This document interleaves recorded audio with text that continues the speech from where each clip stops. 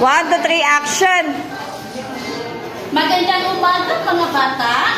Magandang umaga po, Binibining Marimar. At ngayon, nais ko munang tawagin si Binibining Bote para pangunahan ng panalangin ang ating klase. Okay, magsitayo ang lahat at tayo yung magdarasal.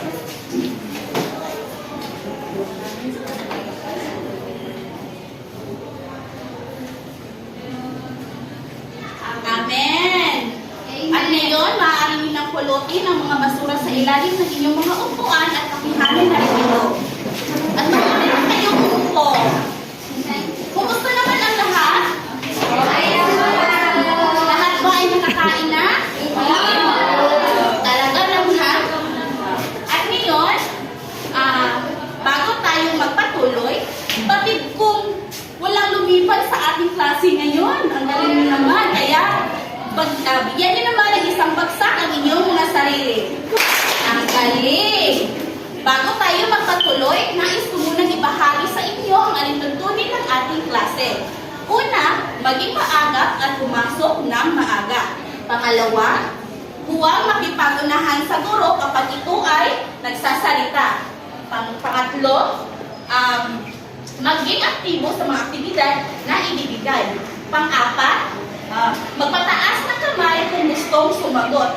Pang-lima, iwasang gumamit ng mga gadget o anumang mga bagay na makapag-distract ng ating klase. At ang pang-anim, magbigay respeto sa bawat isa.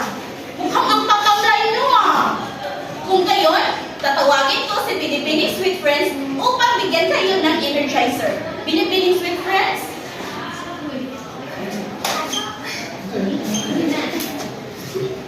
Hello mga mag-aaral.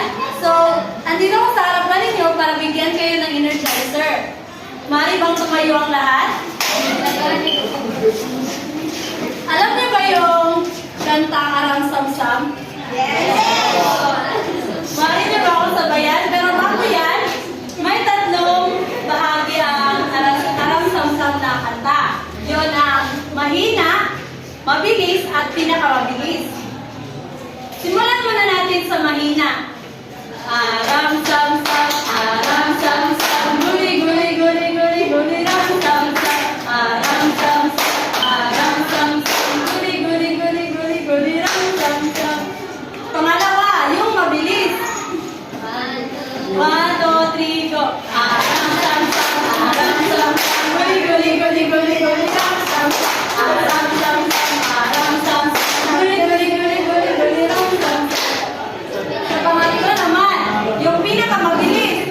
1, 2, 3, go! Aram sam sam, aram sam sam, guli guli guli guli guli, ram sam sam, aram sam sam, aram sam sam, guli guli guli guli, ram sam sam.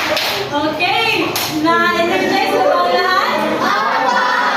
Bali na kayong mamupo. Ang galing naman ng mga bata. Bigyan nyo na ulit ng isang bagsak ang inyong mga sarili. Isang bagsak pa nga! Isang bagsak pa nga! Ang Wala na ko galing. gi-apil. At ngayon, bago tayo magpatuloy, magbalik-aral muna tayo. Ano pa ba yung tinalakay natin noong nakaraang linggo? Binibining manan. Ang kinalakay po natin noong nakaraang linggo ay ang Bangkay Aralin. Tama, Bangkay Aralin. Bigyan na natin ng isang bagsak si Binibining manan. Isa pa nga! Isa pa nga! Ang galing. Ang Bangkay Aralin daw ay dito nakalagay yung nakasulat ang mga posibleng gawain ng isang guro sa kanyang pagtatalakay. At ngayon, alam kong kayo ay nagagalak na malaman kung ano ba ang ating paksa ngayong araw. Kaya, ang paksa natin ngayong araw ay tungkol sa ang SLP o PSP. Ang ibig sabihin ay sariling pinangatkit o kit sa sariling pag-aaral. Ngunit, bago natin malaman kung ano ang ibig sabihin nito, maaari ko bang tawagin si Ginoong Fitz upang basahin natin tatlong layunin?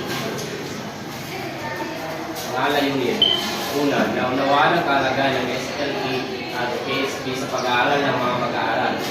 Pangalawa, natutukoy ang mga katangian ng isang epektibong SLP at PSP. pangatlo, nakabubuo ng mga katangian ng bawat bahagi ng module. Maraming salamat, Ginoong Fitz. Bigyan na natin ng isang bagsak si Ginoong Fitz. Isang bagsak pa rin. Ang galing. So, klaro-klaro ang ating layunin sa ating pagsa ngayon. Kaya, tayo ay magpatuloy. So, ang SLK o PSP raw ay maaari mo bang basahin, tinitingning Mary? Self-learning kit, isang uri ng pinatunto na kagamitan sa pag-aaral sa sapat sa kanyang sarili at binuo ng sistematikong paraan batay sa isang tiyak na tatlong gawain sa pagkatuto. So, ang self-learning kit raw ay isang uri ng materyales na ginagamit ng mag-aaral. Ito ay sadyang inidisenyo upang magbigay ng sapat ng kaalaman o impormasyon sa mga mag-aaral kahit wala ng patnubay ng guro. At ngayon, ang self-learning kit ay mayroong 10 katangian. With assistance.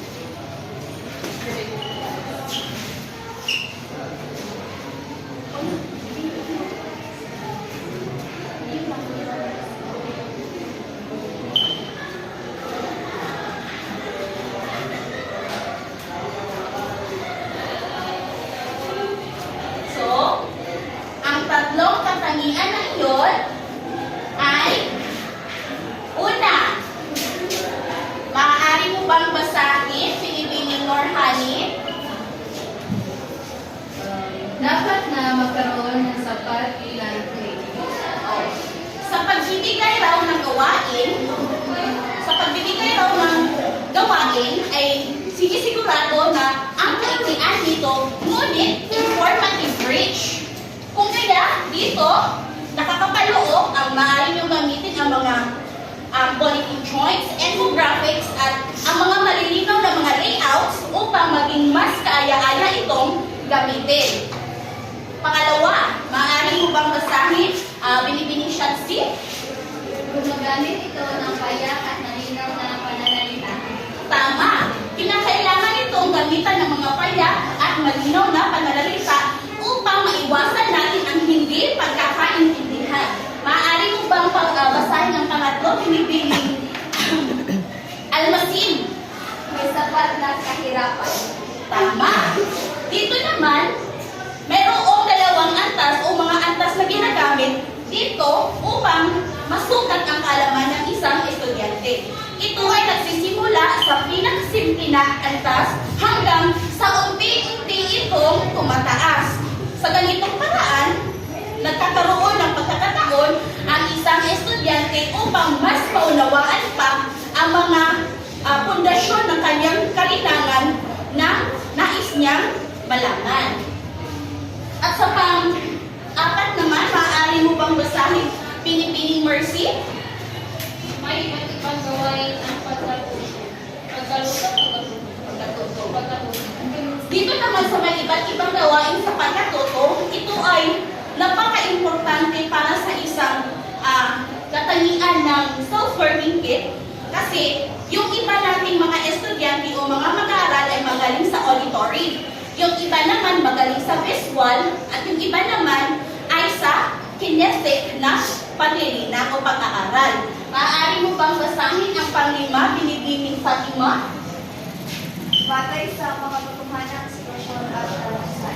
Dito naman sa batay sa mga katotohanan, sitwasyon at karanasan, nagkakaroon tayo dito ng authentic learning kung saan hindi lamang sa storya nagkakaroon ng pagkatuto ang isang estudyante o mag-aral, ngunit pati na rin sa mga praktikal na pangyayari, lalo-lalo na kanilang mga nararanasan sa pang-araw-araw. Maaari mo bang basahin ang pang-anim naman, Pinipining Lexi?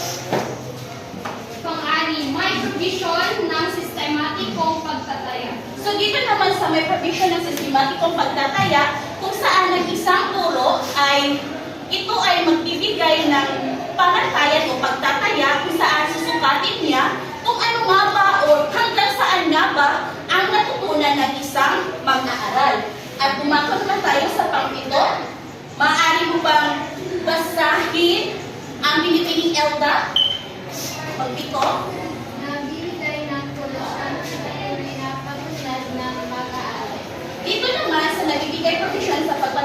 pag-unlad ng mag-aaral, meron akong mga programa kung saan nabibigyan ng pag-unlad o extension ang pag-aaral ng isang mag-aral.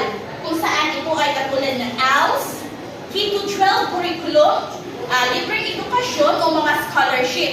Dito, nagkakaroon sila ng pagkakataon upang mas mapaunlad pa ang kanilang kaalaman. At ngayon, ibibigay ko naman ang pangwalo kay Binibining Kimberly. Okay, maraming salamat, Binibining Liaban. Ngayon ay magpatuloy tayo sa pangwalo. Maaari mo bang basahin, Binibining Almasin? Pangwalo, paggamit ng iba't ibang media at pagkukulang pamayanan. Okay, maraming salamat. So, ibig sabihin, hindi lamang limitado sa mga libro o classroom materials ang pagtuturo, kundi gumagamit din ito ng mga tools tulad ng videos, internet at mga bagay mula sa paligid para mas maging makabuluhan ang pag-aaral. At hindi lamang sa loob ng classroom natututo, kundi pati na rin sa iba't ibang lugar na pwedeng makatulong sa pag-aaral. At pang-siyam ay maaaring babasahin, Binibining Bote.